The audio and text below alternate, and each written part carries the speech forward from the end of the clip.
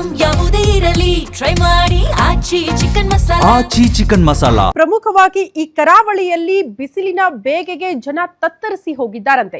ಈ ಬಾರಿ ದಾಖಲೆಯ ಪ್ರಮಾಣದಲ್ಲಿ ತಾಪಮಾನ ಅಲ್ಲಿ ದಾಖಲಾಗ್ತಾ ಇರೋದ್ರಿಂದ ಜನ ಹೈರಾಣಾಗಿದ್ದಾರೆ. ಮನೆ ಬಿಟ್ಟು ಆಚೆ ಬರೋದಕ್ಕೂ ಕೂಡ ಭಯ ಪಡುವಂತಹ ಪರಿಸ್ಥಿತಿ ಇದೆ.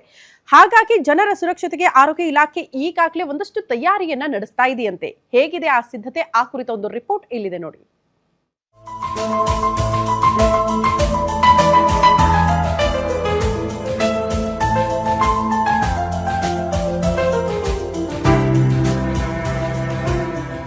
ಕರಾವಳಿ ಜಿಲ್ಲೆಗಳಲ್ಲಿ ರಣ ಬಿಸಿಲು ಧಗೆ ದಿನದಿಂದ ದಿನಕ್ಕೆ ಹೆಚ್ಚಾಗುತ್ತಲೇ ಸಾಗಿದೆ. ಇದರಿಂದ ಜನರು ತತ್ತರಿಸಿ ಹೋಗುವಂತಾಗಿದೆ. ಕೆಂಡದಂತಹ ಬಿಸಿಲು ಬೀಳ್ತಾ ಇದ್ದು ರಸ್ತೆಯಲ್ಲಿ ಓಡಾಡದಂತಹ ಸ್ಥಿತಿ ನಿರ್ಮಾಣವಾಗಿದೆ. ಬಿಸಿಲ ಝಳಕ್ಕೆ ಜನ ಹೈರಾಣಾಗಿ ಹೋಗಿದ್ದಾರೆ.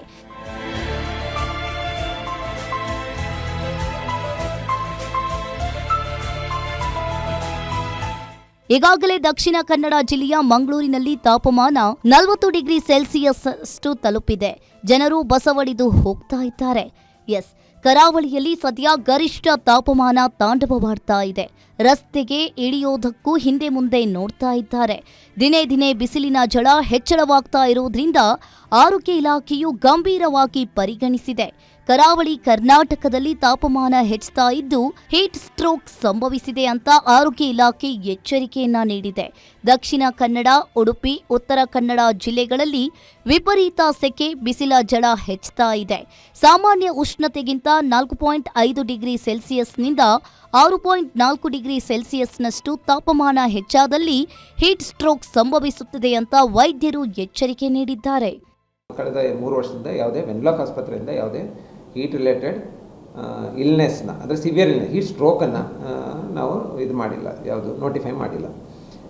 ಇದಕ್ಕೆ ಕಾರಣ ಒಂದು ಮುಖ್ಯವಾಗಿ ಭೌಗೋಳಿಕ ಇದಿರ್ಬೋದು, ಸಮುದ್ರಕ್ಕೆ ಹತ್ತಿರ ಇರೋದ್ರಿಂದ ಹೀಟ್ ಸ್ಟ್ರೋಕ್ನ ಇದು ಏನು ಸಂಖ್ಯೆ ಅಥವಾ ಪ್ರಮಾಣ ಕಡಿಮೆ ಇರಬಹುದು. ಈಗಾಗಲೇ ತಾಪಮಾನ ಏರಿಕೆ ಹಿನ್ನೆಲೆಯಲ್ಲಿ ಆರೋಗ್ಯ ಇಲಾಖೆ ಜನರಲ್ಲಿ ಜಾಗೃತಿ ಮೂಡಿಸುವ ಕೆಲಸವನ್ನ ಕೈಗೆತ್ತಿಕೊಂಡಿದೆ.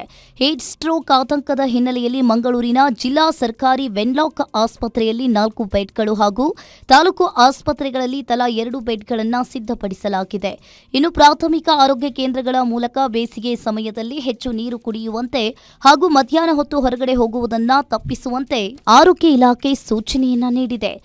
ಈ ತೀವ್ರತರವಾದ ಹೀಟ್ ಸ್ಟ್ರೋಕ್ ಆಗುವಂಥ ಸಂಭವ ಜಾಸ್ತಿ ಇರುತ್ತೆ. ಅಂಥವರನ್ನು ಹುಷಾರಾಗಿ ನೋಡ್ಕೊಳ್ಳೋದು ಅಥವಾ ಅವರಿಗೆ ತೆಳುವಾದ ಬಟ್ಟೆ, ಈ ಪ್ರಿವೆಂಟಿವ್ ಮೆಷರ್ಸ್ ಏನು, ತೆಳುವಾದ ಬಟ್ಟೆ ಹಾಕ್ಕೊಳ್ಳುವಂಥದ್ದು, ತುಂಬ ನೀರು ಕುಡಿಯುವಂಥದ್ದು, ಇಂಥ ಮೆಷರ್ಸ್ಗಳ ಬಗ್ಗೆ ಜಾಗೃತಿ ತಳಮಟ್ಟದಲ್ಲಿ ಆಗ್ತಾ ಇದೆ ಅಂತ.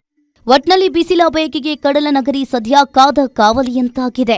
ಈ ಹಿನ್ನೆಲೆಯಲ್ಲಿ ಆರೋಗ್ಯ ಇಲಾಖೆ ಸಾರ್ವಜನಿಕರಿಗೆ ಮಹತ್ವದ ಸೂಚನೆಯನ್ನ ನೀಡಿದೆ. ಮಧ್ಯಾಹ್ನ 12ರಿಂದ 3 ಗಂಟೆಯವರೆಗೆ ಅನಗತ್ಯವಾಗಿ ಬಿಸಿಲಿಗೆ ಹೋಗುವುದನ್ನು ತಪ್ಪಿಸಿ ಸಾಕಷ್ಟು ನೀರು ಕುಡಿಯಿರಿ. ದೇಹವನ್ನ ನಿರ್ಜಲೀಕರಣಗೊಳಿಸುವ ಆಲ್ಕೋಹಾಲ್, ಚಹಾ, ಕಾಫಿ ಮತ್ತು ಕಾರ್ಬೋನೇಟೆಡ್ ಪಾನೀಯಗಳಿಂದ ದೂರವಿರಿ ಅಂತ ಸೂಚನೆಯನ್ನ ನೀಡಿದೆ. ರಮಾನಂದ್ ಬೆಳಾಲ್ ಜೊತೆ ಆದಿತ್ಯ ದೊಂಡೋಲೆ, ಗ್ಯಾರಂಟಿ ನ್ಯೂಸ್, ಮಂಗಳೂರು.